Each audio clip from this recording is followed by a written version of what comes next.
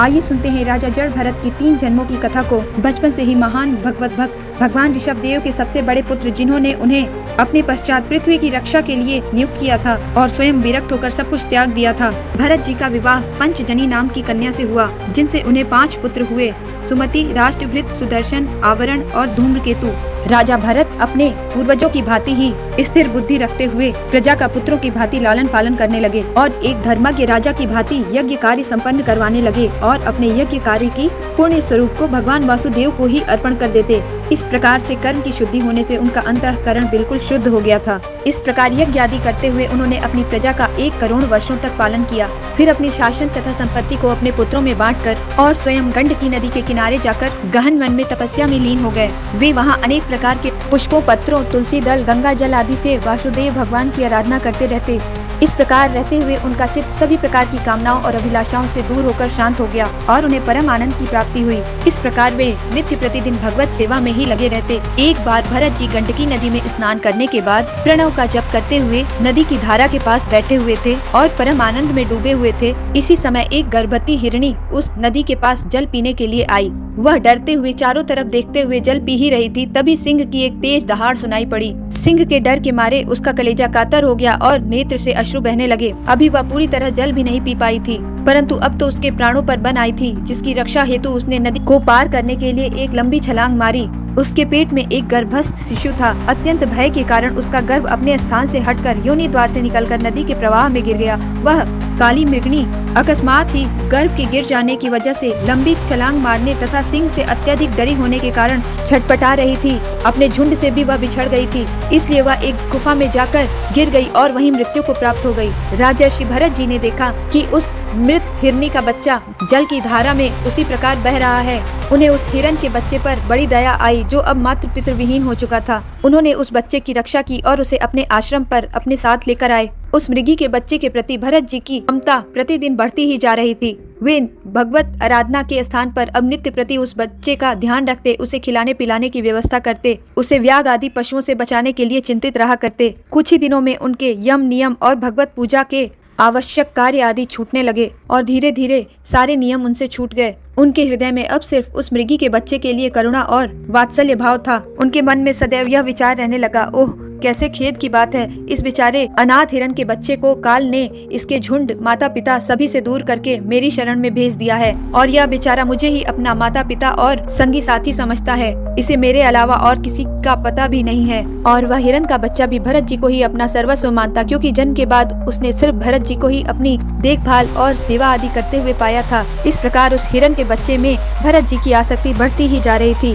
इसी प्रकार वे उठते, बैठते, सोते, टहलते और भोजन करते समय भी उनका चित्त स्नेह पाश में बंधा रहता था और जब भी उन्हें कुश, पुष्प, समिधा, पत्र और फल फूल आदि लाने होते थे तो भेड़ियों और कुत्तों के भय से वे उसे साथ लेकर ही वन में जाते और मार्ग में जहाँ कोमल घास आदि को देखते मुग्ध भाव से हिरण अगर रुक जाता तो उसे अत्यंत प्रेम पूर्वक दया भाव से कंधे पर चढ़ा लेते। इसी प्रकार उस हिरण के बच्चे को कभी गोद में लेकर और कभी छाती से लगाकर उसका दुलार करने में उन्हें बड़ा ही सुख मिलता था।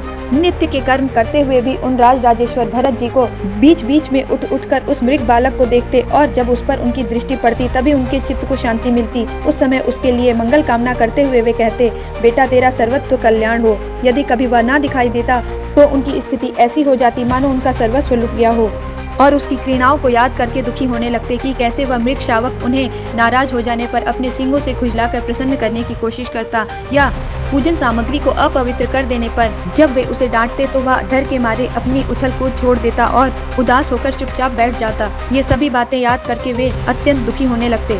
अब ऐसी स्थिति हो गई थी, जिन विषय वासनाओं, पुत्र मोह आदि को छोड़कर उन्होंने राज्यपाट का त्याग किया था और जंगल में आकर प्रभु की भक्ति में लीन हुए थे, उन सब बातों को भूल कर वह सिर्फ मृग के प्रेम और मोह में बंध रहे थे। अपने मोक्ष मार्ग में अपने पुत्र आदि के मोह को भी उन्होंने जब त्याग दिया था तब एक हिरण के बालक में उनकी ऐसी मोह बुद्धि कैसे हो सकती थी।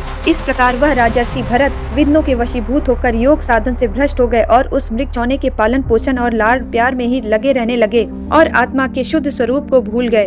परंतु काल की गति को कौन रोक सकता है। जिसका टालना अत्यंत कठिन है। वह प्रबल वेगशाली काल चूहे के बिल में सर्प की भांति घुस आया और उसी प्रकार उनके सर पर चढ़कर आया। उस समय भी वह हिरण शावक उनके पास बैठा पुत्र के समान शोकातुर हो रहा था। वे उसे इस स्थिति में देख रहे थे और उनका चित्त उसी हिरण के शावक में लगा हुआ था। इस प्रकार की आसक्ति में ही उस मृग के साथ ही उनका शरीर भी छूट गया और उनके प्राणों का अंत हो गया। मृत्यु से पूर्व लंबे समय तक मृग शावक के प्रति प्रेम और मोह की भावना के अनुसार ही उन्हें अपना अगला जन्म एक हिरण के रूप में मिला। किंतु वन में आने के पश्चात और उससे भी पूर्व उन्होंने जो प्रभु की साधना की थी वह संपूर्ण हो जाने की वजह से उनके पूर्व जन्म की स्मृति प्रभु कृपा से नष्ट नहीं हुई थी और उन्हें अपने पूर्व जन्म की समस्त बातें याद थीं। उस मृग की योनि में भी अपने पूर्व जन्म की भगवत आराधना याद करते हुए अपने मृग रूप में जन्म लेने का कारण जानकर वे अत्यंत पश्चाताप पूर्वक कहने लगे, बड़े खेद की बात है, मैं संयमशील महानुभावों के मार्ग से पतित हो गया। मैंने तो सब प्रकार की आसक्तियों को छोड़कर एकांत और पवित्र वन का आश्रय लेकर भगवान वासुदेव की आराधना का मार्ग चुना था। निरंतर उन्हीं के गुणों का श्रवण मनन और संकीर्तन करके प्रत्येक पल उन्हीं की आराधना और स्मरण करके अपने मन को स्थिर भाव से पूर्णतया उन्हीं में लगा दिया था। परंतु मुझ अज्ञानी का मन अचानक ही एक हिरण शिशु में इस प्रकार मोहग्रस्त हो गया कि मैं अपने लक्ष्य से छूट गया और आज मृग का जन्म मुझे मिला है। इस प्रकार अपने पूर्व जन्म को याद करके मृग बने राजा भरत के हृदय में अत्यंत वैराग्य की भावना जागृत हुई। उसे हृदय में ही रखकर उन्होंने अपने मृग परिवार और माता का त्याग कर दिया और मृग के रूप में अपनी जन्मभूमि कालंजर से निकलकर वह पुनः उसी स्थान पर जहां गंडकी नदी बहती है उसी शालिग्राम तीर्थ में वे पुलत से और पुलह ऋषि के आश्रम पर चले आए और वहां रहकर वे काल की प्रतीक्षा करने लगे। अब किसी भी प्रकार की आसक्ति और मोह से उन्हें अत्यंत ही भय लगने लगा था। उनके हृदय में एक ही भावना थी कि मैं किसी भी प्रकार से किसी जीव या किसी व्यक्ति में मोहग्रस्त न हो सकूं। उस क्षेत्र में वे अकेले रहकर सूखे पत्ते, घास और झाड़ियों द्वारा अपना निर्वाह करते और मृग की योनि जो उन्हें प्राप्त हो गई थी उसके प्रारब्ध के क्षय की अर्थात अपने मृत्यु की राह देखते रहते। अंत में उन्होंने गंडकी नदी में कई दिनों तक खड़े रहकर अपने शरीर को आधा उसी नदी में डुबाए रखा और इस प्रकार उन्होंने अपने मृग शरीर का त्याग कर दिया। मृग शरीर का त्याग कर देने के पश्चात अब भरत जी का जन्म एक ब्राह्मण के कुल में हुआ। वे ब्राह्मण अंगिरस के गोत्र में सभी प्रकार के नियमों का पालन करने वाले शम, दम, तप, स्वाध्याय, वेदाध्ययन, त्याग, संतोष, विनय, विद्या, अनसूया, आत्मज्ञान एवं आनंद सभी गुणों से संपन्न एवं श्रेष्ठ ब्राह्मण थे। उनकी स्त्री भी शील, दया, विद्या आदि गुणों से परिपूर्ण महिला थी। उन्हीं ब्राह्मण की बड़ी पत्नी से उनके 9 पुत्र तथा छोटी पत्नी से 1 पुत्र और 1 कन्या का जन्म हुआ। इसमें जो पुत्र था वह भरत जी ही थे। मृग शरीर का त्याग करने के बाद वे अंतिम जन्म में ब्राह्मण बने। भगवत कृपा से इस जन्म में भी उन्हें अपने पूर्व जन्मों का पूर्णतया स्मरण था और पूर्व जन्म का स्मरण रहने के कारण वे किसी से भी संग अथवा संबंध से बहुत डरते थे। यहाँ तक कि अपने स्वजनों का भी ज्यादा संग वे ना करते। भगवान वसुदेव के संकीर्तन में वे मन ही मन सदैव लगे रहते और श्री भगवान के चरण कमल को वे अपने हृदय में धारण किए रहते तथा दूसरों की दृष्टि में वे अपने आप को पागल, मूर्ख और अंधे बहरे के समान दिखाते थे जिससे लोग उनसे जरा दूर ही रहें। फिर भी पिता तो पिता होते हैं, उनका उनमें सदैव ही स्नेह था। इसलिए उनके पिता ने विवाह से पूर्व किए जाने वाले सभी संस्कार, उपनयन संस्कार आदि उनके संपन्न किए, क्योंकि वे जानते थे पिता का कर्तव्य है कि पुत्र को शिक्षा दे। इसीलिए शास्त्र विधि के अनुसार उन्होंने अपने पुत्र को शौच, आचमन आदि कर्मों की उचित शिक्षा दी। किंतु पिता में भी आसक्ति न हो जाए, इस वजह से भरत जी उनके समक्ष ही उनके विरुद्ध आचरण करने लगते। पिता चाहते थे कि वे इन्हें वेद अध्ययन आदि करा दें, परंतु वे भी यह न करा सके। फिर भी वे उन्हें शिक्षित करने में सदैव प्रयासरत रहते, परंतु पुत्र को शिक्षित और ज्ञानवान देखने का उनका स्वप्न पूरा न हो पाया और वे भगवत भजन रूपी अपने मुख्य कर्म से असावधान होकर काल के वश होकर मृत्यु को प्राप्त हो गए। तब उनकी छोटी पत्नी ने अपने बालक और पुत्री को उनकी बड़ी पुत्र अर्थात अपनी सौत को सौंप दिया और स्वयं पति के साथ सती होकर वे भी परलोक चली गयीं। भरत जी के अन्य भाई कर्म कांड को अधिक श्रेष्ठ समझते थे। वे सभी ब्रह्म ज्ञान, परा विद्या, भक्ति मार्ग इन सभी बातों से अनभिज्ञ थे। उन्होंने भरत जी की विद्या आदि का सभी प्रकार का आग्रह छोड़ दिया और वे उन्हें पागल, पशु, मूर्ख अथवा बहरा कहकर बुलाते थे। जब उनके भाई ऐसा कहते तो भरत जी भी उसी के अनुसार आचरण करने लगते। जब भी कोई भी उनसे कोई काम करवाना चाहता तो वे बिना कोई सोच विचार किए उसे संपन्न कर देते और मजदूरी के रूप में थोड़ा बहुत जो भी अच्छा या बुरा उन्हें मिल जाता उसी में अपना गुजारा करते। न ही उन्हें अपनी जीव के लिए कोई स्वाद चाहिए था और न ही अपने भाइयों में उन्हें कोई मोह या आसक्ति थी। महान तत्वदर्शी एवं स्वतः सिद्ध होने वाला केवल ज्ञान नंद स्वरूप आत्मज्ञान उन्हें प्राप्त हो चुका था, इसलिए सुख दुख मान अपमान आदि से परे हो चुके थे। सर्दी हो अथवा गर्मी, वर्षा हो या आंधी चल रही हो, वे उसी प्रकार बिना किसी वस्त्रों के पड़े रहते थे। इस शरीर से भी आसक्ति का उन्होंने पूरी तरह त्याग कर दिया था। जैसा कि उन्हें अपने पूर्व जन्म का ज्ञान था, इसलिए उन्होंने सगे संबंधियों, अन्य जीवों, यहाँ तक कि अपने स्वयं के शरीर से भी कोई आसक्ति नहीं रखी। वे पृथ्वी पर ही पड़े रहते और भगवत भजन में आनंद पूर्वक लीन रहते। ना ही कभी स्नान करते, ना ही कोई तेल उपटन आदि अपने शरीर पर लगाते। ब्रह्मानंद में वे सदैव लीन रहा करते थे। इस वजह से उनके शरीर पर मैल की एक मोटी परत चढ़ गई थी, जिसमें उनका ब्रह्म तेज मणियों के समान छिप गया था। उनकी कमर में एक मैला कुचैला कपड़ा लिपटा रहता। उनका यज्ञोपवीत भी अत्यंत मैला कुचैला हो गया था। अतः अन्य लोग उन्हें कोई अधम ब्राह्मण अथवा पथभ्रष्ट ब्राह्मण समझकर उनका तिरस्कार कर दिया करती थी, परंतु इस तिरस्कार आदि का उन पर कोई भी प्रभाव नहीं पड़ता था। जो भी कार्य उनके भाई अथवा उन्हें कोई भी सौंपता, वे उसे शांति पूर्वक संपन्न कर दिया करते।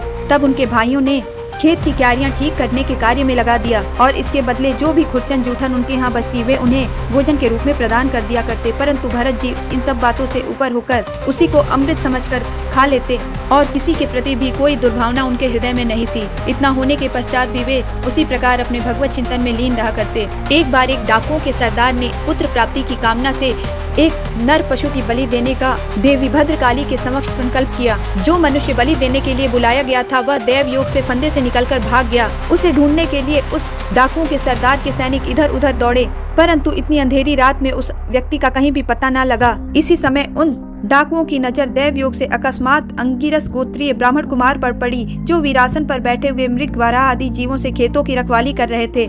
उन्होंने देखा इस व्यक्ति से भी हमारे स्वामी का कार्य आसानी से हो जाएगा, और वे सभी डाकू उन्हें रस्सियों से बांधकर डाकुओं के सरदार के पास बलि देने के लिए ले आए। उसके बाद उन चोरों और उनके सरदार ने अपनी पद्धति के अनुसार विधि पूर्वक उनको अभिषेक एवं स्नान कराकर वस्त्र पहनाए तथा नाना प्रकार के आभूषण, चंदन, माला और तिलक आदि से विभूषित करके अच्छी तरह भोजन कराया। फिर धूप, दीप, माला, खील, पत्ते, अंकुर और फल आदि उपहार सामग्री के साथ बलिदान की विधि से गान, स्तुति और मृदंग एवं ढोल आदि का महान शब्द करते करते उस अंगिरस गोत्रीय ब्राह्मण पुत्र को भद्रकाली के समक्ष बलि देने के लिए सर नीचे करके बैठा दिया गया। इसके पश्चात उन डाकुओं के पुरोहित बने लुटेरे ने जैसे ही उन ब्राह्मण कुमार को मारने के लिए अपना खड़ग उठाया, उन तमोगुणी डाकुओं के चित्त धन और हिंसा से उन्मत्त थे और कामना से भरे हुए थे। इस समय तो वे भगवान हरि के अत्यंत प्रिय और उनके ही अंश स्वरूप ब्राह्मण कुल का तिरस्कार करके स्वच्छंदता से कुमार्ग की ओर बढ़ रहे थे। अत्यंत आपत्ति काल में भी ब्राह्मण को मृत्यु दंड देना अथवा उसका वध करना भागवत जी में निषेध किया गया है। ब्राह्मण का वध अक्षम्य अपराधों की श्रेणी में आता है। फिर भी वे मूर्ख डाकू ब्रह्म भाव में लीन और ईश्वर की सदैव स्मृति में लगे रहने वाले, वैरहीन और सभी प्राणियों के लिए सुंदर भाव रखने वाले ब्राह्मण कुमार की बलि देना चाहते थे। यह भयंकर दुष्कर्म होते हुए देखकर देवी भद्रकाली के शरीर में अति दुस्सह ब्रह्म तेज से दाह होने लगा और वे एकाएक मूर्ति को फोड़कर प्रकट हो गयीं। एक महान तेज से प्रकट हुई देवी ने अत्यंत ही क्रोध में आकर चढ़ी हुई भौहों और कराल दाढ़ों के साथ क्रोध में भरी हुई लाल आंखें करके उन्हें देखकर ऐसा जान पड़ता था मानो समस्त संसार का ही वे आज संहार कर डालेंगी। उन्होंने क्रोध में भरकर अत्यंत भीषण अट्टहास किया और उछलकर उसी अभिमंत्रित खड़ग से, जिससे वह उन ब्राह्मण कुमार को मारकर बलि देना चाहते थे, उन सारे पापी डाकुओं के सर एक क्षण में ही धड़ से उड़ा डाले और अपने गणों के साथ उनके गले से बहता हुआ गरम गरम रुधिर रूप आसव पीकर अति उन्मत्त होकर उच्च स्वर से गाती हुई उन ब्राह्मण कुमार को अभय दान देकर वहां से अदृश्य हो गयीं।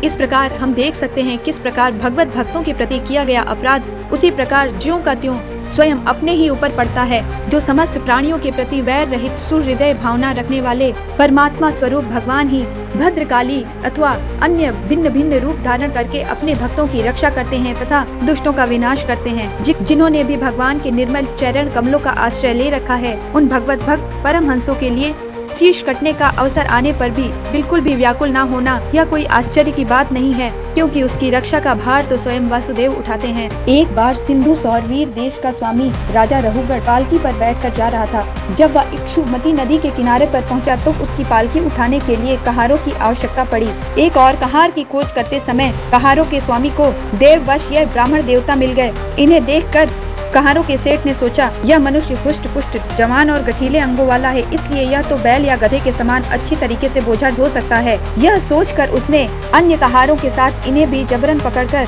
पालकी ढोने के लिए उनकी सेवा में जोड़ दिया। महात्मा भरत जी, जो किसी भी प्रकार इस प्रकार के कार्य के योग्य नहीं थे, वे भी बिना कोई इच्छा जताए अथवा विरोध किए चुपचाप पालकी को उठाकर चलने लगे। महात्मा भरत बहुत ही सावधानी से पालकी को ढो रहे थे और जमीन पर चलने वाले जीवों को बचा बचा कर अपने पैर रख रहे थे, जिसकी वजह से पालकी अक्सर बहुत जोर से हिलने लगती। राजा रहुगढ़ ने अपने पालकी ढोने वाले कहारों से कहा, अरे जरा ठीक से चलो, पालकी बहुत हिल रही है। तब कहारों ने सोचा, अगर हम यह नहीं बताएंगे कि यह नया पालकी ढोने वाला जो कहार रखा गया है, इसकी वजह से ही पालकी हिल रही है, तो यह राजा हमें दंड देगा। यह सोचकर कहारों ने राजा को कहा, यह नया पालकी ढोने के लिए जो रखा गया है, उसी की वजह से यह सब गड़बड़ हो रही है। उन्होंने राजा से कहा, यह कभी धीरे चलता है, कभी जल्दी, हम लोग इसके साथ पालकी नहीं ले जा पा रहे। राजा रहुगढ़ ने सोचा, अगर यह एक नया पालकी वाला इस प्रकार पालकी चलाता रहा तो इसका देखा देखी अन्य कहार भी पालकी को गलत तरीके से चलाने लगेंगे। यह सोचकर राजा रहुगढ़ को क्रोध आ गया और उन्होंने क्रोध में कहा, बड़े ही दुख की बात है, अवश्य तुम बहुत थक गए हो। इतनी दूर से तो तुम अकेले ही बड़ी देर से पालकी ढोते आ रहे हो। तुम्हारा शरीर भी तो विशेष मोटा ताजा और हट्टा कट्ठा नहीं है, और वैसे भी बुढ़ापे ने तुम्हें और भी दबा रखा है। राजा के इस प्रकार टेढ़ा वचन कहने पर भी महात्मा भरत जी ने राजा के कहे वचन का कुछ भी बुरा न माना और उसी प्रकार निर्विकार भाव से पालकी ढोते रहे। पर वह अपनी चाल उसी प्रकार रख के चले जा रहे थे। चलते समय उन्हें रास्ते में चींटियों की एक लंबी कतार दिखाई दी। कहीं चींटियों पर उनका पैर न पड़ जाए, इस डर की वजह से उन्होंने एक छोटी सी छलांग लगाई, और जैसे ही उन्होंने छलांग लगाई तो राजा का सर पालकी से जा टकराया और राजा गुस्से से आग बबूला हो गया। अत्यंत क्रोध में भरकर राजा रहुगढ़ ने भरत जी को डांटते हुए कहा, तू जीते जी मरे के समान है, तू सर्वथा प्रमादी है, तुझसे यह पालकी का भार नहीं उठाया जा रहा है। जैसे यमराज जम समुदाय को उसके अपराधों के लिए दंड देते हैं, उसी प्रकार मैं भी अभी तेरा इलाज कर देता हूँ, तब तेरे होश ठिकाने आएंगे। अपने अभिमान के कारण राजा अनाप शनाप बकने लगा। महात्मा भरत जी ने सोचा, यह राजा मुझसे सेवा करवा रहा है और दूसरी तरफ गाली भी दे रहा है।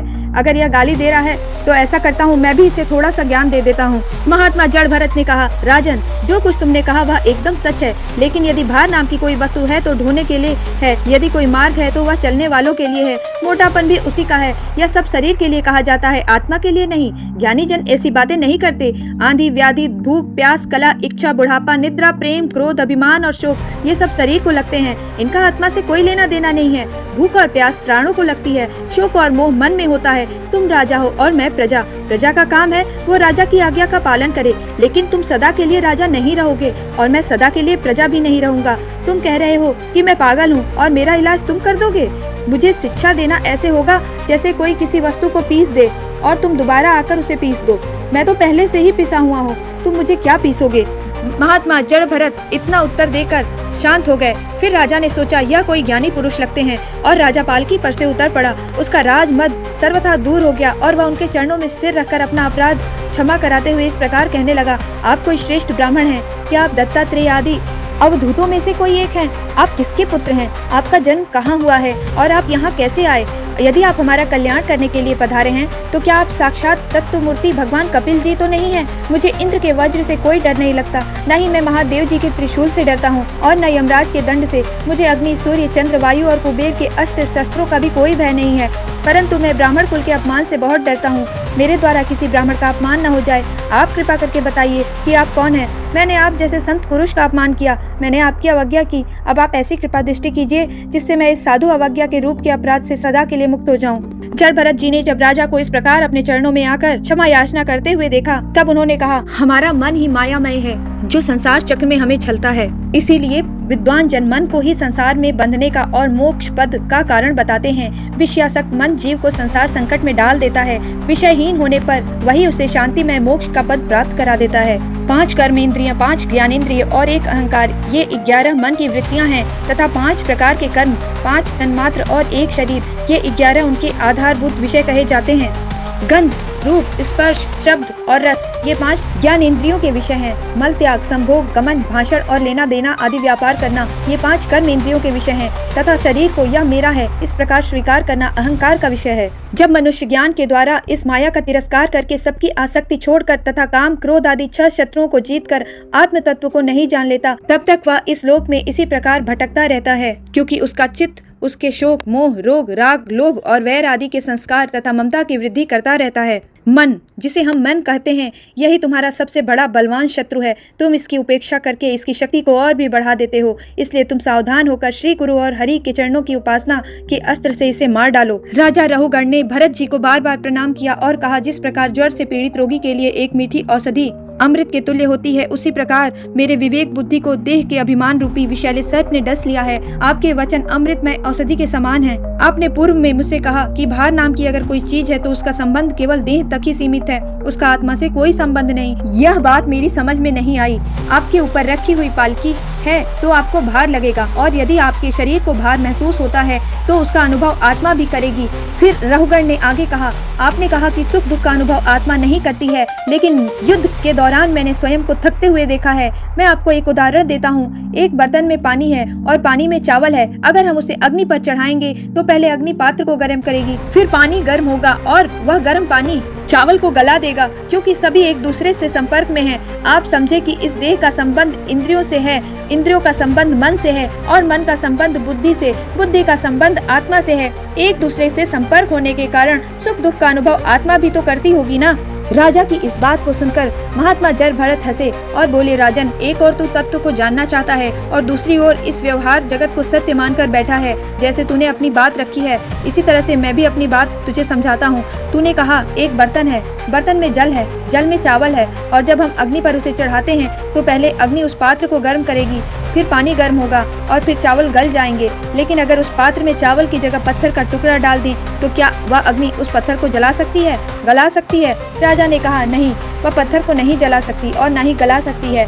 तब महात्मा जड़ भरत जी बोले, इसी प्रकार आत्मा भी निर्लेप है। आत्मा को कोई सुख दुख का अनुभव नहीं होता, ना ही इस पर जल का प्रभाव है, ना ही अग्नि का, ना अस्त्र का और ना शस्त्र का। इस आत्मा का वस्त्र यह देह है। इस प्रकार जड़ भरत जी ने बड़ा ही सुंदर ज्ञान राजा रहुगढ़ को दिया। इसके बाद भरत जी ने भवाटवी का वर्णन किया, जिसका श्रीमद् भागवत पुराण में बड़ा सुंदर वर्णन है। आखिर में महात्मा भरत जी ने कहा, अपने मन को संसार से हटाकर भगवान के चरणों में लगाओ। ये मन काम, क्रोध, मोह, लोभ, परिवार और विषयों आदि में फंसाए रखता है। अब तुम प्रजा को दंड देने का काम छोड़कर समस्त प्राणियों के सुहृदय हो जाओ और विषयों में अनासक्त होकर भगवत सेवा से तीक्ष्ण किया हुआ ज्ञान रूपी खड्ग लेकर इस मार्ग को पार कर लो। इस प्रकार महात्मा जड़ भरत जी से ज्ञान पाकर राजा रहुगण तृप्त हो गया, जैसे कोई अत्यंत निर्धन अनमोल धन को पाकर तृप्त हो जाता है। इस प्रकार उन परम प्रभावशाली महात्मा भरत जी ने राजा रहुगण को, जिन्होंने उनका अपमान किया था, ब्रह्म तत्व का उपदेश किया। तब राजा रहुगण ने उनके चरणों की वंदना की। फिर वे परिपूर्ण समुद्र के समान शांत चित्त और उपरतेंद्रिय होकर पृथ्वी पर विचरने लगे। उनके सत्संग में आकर और परम तत्व का ज्ञान पाकर सौवीर पति रहुगण ने भी अंतकरण में अविद्यावश आरोपित देहात्म बुद्धि को त्याग दिया। इस प्रकार जो लोग भगवत आश्रित अनन्य भक्तों और गुरुजनों की शरण लेते हैं, उनका प्रभाव ही ऐसा होता है कि उनके पास अविद्या ठहर ही नहीं सकती।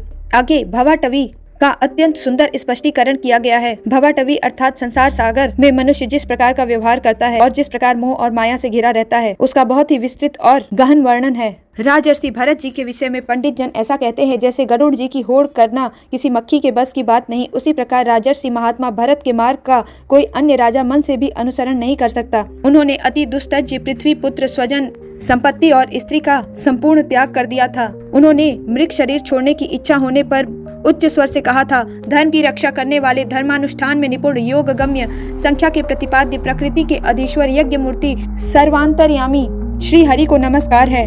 राजर्षि भरत के पवित्र गुण और कर्मों की भक्त जन प्रशंसा करते हैं। उनका यह चरित्र कल्याणकारी, आयु और धन की वृद्धि करने वाला, लोक में सुयश बढ़ाने वाला और अंत में स्वर्ग तथा मोक्ष की प्राप्ति कराने वाला है।